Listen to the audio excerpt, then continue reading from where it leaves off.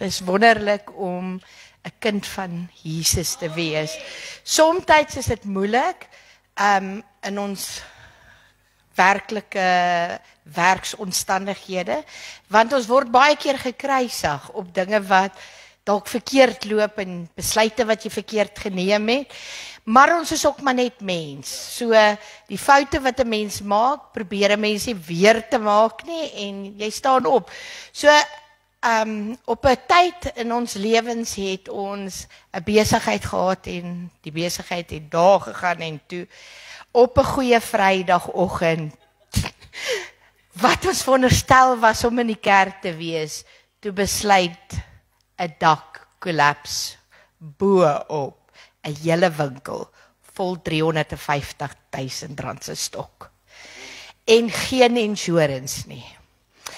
Min mense weet dit, want daar was nie insurance nie, want ons het van een winkel na 'n ander winkel toe getrek en geen insurance sal betaal nie, want ek was geïnsureerd op nommer 17 en nie op nommer 8 nie. So toe kon ek nie oneerlik 'n insurance claim insit nie. En dit is, die Centrum Management sê toe, nee, dit is die bouers, en die bouers sê, dit is die Centrum Management, wat verantwoordelik is op daai skade. En ek het weggestap, en het gevoel of my hele lewe in die grond insak. Want ek is nog al die jare ou go-getter. As daar kompetisie is, het ek hom gewen. Want my pa is die koning van die heelal. En hulle het altyd gewonder, hoekom altyd styg ek boek en die ander op. As hulle 'n tak is wat daaronder is, dan sê hulle nie, Ria Koen moet soontoe skuif. En dan skuif ek soontoe en dan sit ek daai tak op die map. En vir 7 jaar kry ek die titel as nationwide die beste sales lady in Dailebet. En ek het daai skills wat ek gehad het ek gevorm en ek het altyd die evangelie tussen my kliënte ook uitgedeel. Maar op 'n stadium van my lewe het ek die besigheid begin en daai besigheid het geval en alles het geval.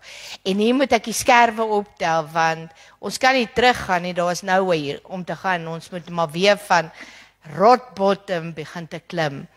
En die Here plaas ons op 'n situasie wat ons nie wil wees nie en ons gaan en ons is by 'n gemeente betrokke.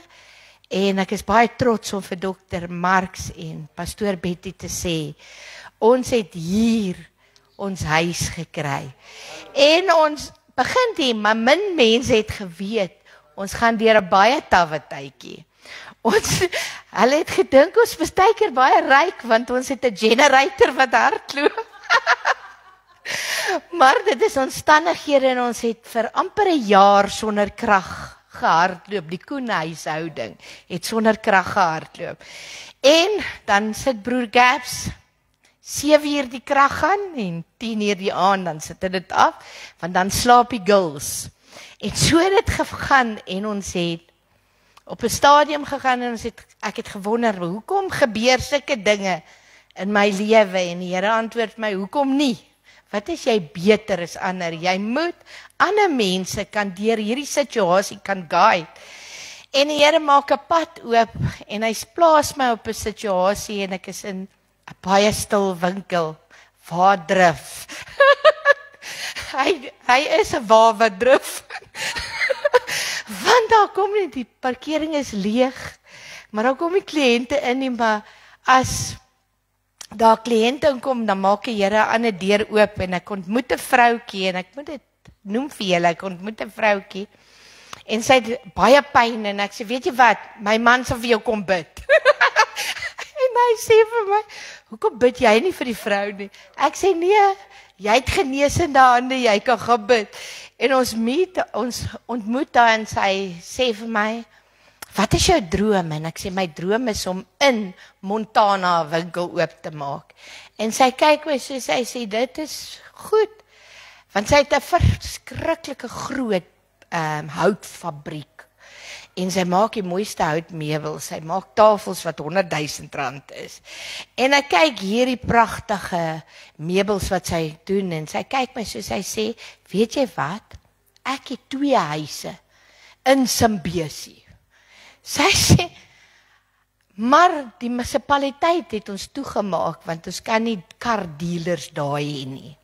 En net 60%, 60 squares mag jy gebruik as 'n besigheid. Ek sê maar, okay, nou maar kom, ek gaan sien die munisipaliteit. En sy kyk my so, sy sê, regtig? Ek sê, ja, gee die kontaknommer. En sy gee die nommer en sy sê, maar jy moet 'n afspraak maak om by die vrou uit te kom. Ek sê, ek gaan geen afspraak maak nie.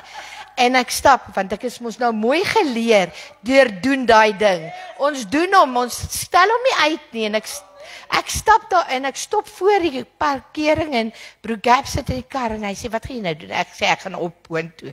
Ek sê, jy bid. En terwyl ek opstap, en ek sê vir die Here, ek sê, Here, maak 'n hart sag vir my. Want ons het die mag en die autoriteit. Want ons moet nie dat die negativiteit ons agtertoe druk nie. En ek sê, maak 'n hart sag. En ek kom by die sekuriteit en hy sê, waantoe is jy op pad? Ek sê, eerste vloer, Heidi. Hy sê, ja, reguit in die gang. En ek stap, eerste vloer, klop in die deur. Ek sê, Heidi, is dit jy? Sy sê, ja, dit is ek. Ek sê, hoorie stop Blom, ek moet met jou praat. En ek begin met die vroukie te praat. En sy gee vir my eintlik al die skedule 9. En sy sê vir my, julle moet dit en dit en dit doen, om daar besigheid te ran. En ek het toe dit gedoen, en ek het terugvoering, en sy sê vir my, die vroukie wie sy huis het is, sy sê, julle hoef niks rente betaal nie. Julle hoef net die grondbelasting en die water en ligte, maar daar's oor 700 units op die krag. So, ons het eers vir 'n paar maande nodig om krag te betaal. Ek sê, maar nou, hoe nou? Sy sê, maar ek gaan my hout en my kombuise daarin sit. En ek kom terug, en om 'n kort storie, 'n lang storie te maak is, die Here is goed vir ons. Want weet jy wat, nee, as hy sulke deure kan oopmaak, binnekort gaan ons dan Montana Crossing kan oopmaak.